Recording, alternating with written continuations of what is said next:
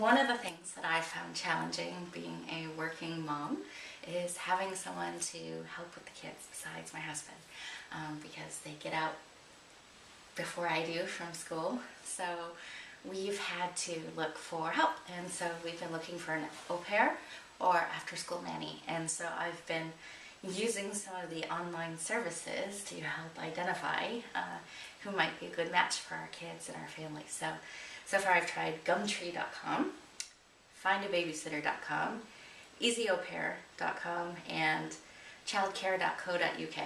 And I've put the same ad on everyone. It's actually a good test to see kind of what results you get back. Certainly Gumtree.com had the most results. But probably maybe not that specific to what you wanted. That's been my experience. Yeah, some were good. I've had over 150 applicants, and it's been viewed hundreds and hundreds of times. So, I mean, those kinds of results are fantastic. Out of those, I found some that, you know, even though I was very specific about when we wanted them to start and what the hours were and things like that, a lot of people just sent me, you know, like you were saying, it was very non-specific or it wasn't right. But there were a lot of good applicants in there too. So I was pleasantly surprised. I didn't think there would be as many people responding there as I got. Childcare.co.uk and findababysitter.com, there were some very well-qualified people, and they have a good reviews-based system, but I think it's better, less for like a permanent position, but more when you're looking for like a babysitter or temporary person, because with that reviews-based system, it's reviewing them, you know, not on a long-term position, but you know, occasional babysitting or a consistent babysitter even, but not that they're not exclusive to one family.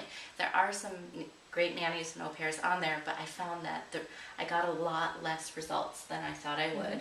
And those people who did respond all wanted to do it casually or couldn't commit to what we were looking for. And then Easy Au Pair, we got quite a few responses from that, but most of those people were younger, and you know, because au pairs are not as qualified or have as much experience as nannies, and primarily they're from abroad.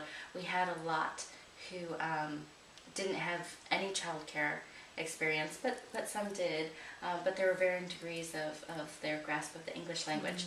Au pairs are generally coming to an English place to learn English, so take classes or courses in English, so that's understandable. But we got some good responses and you know, things that we're definitely following up on. But I think the thing that, so with some of them, they're like free to join, but then you have to pay to see the contact details of the families and or the au pairs or nannies and things like that.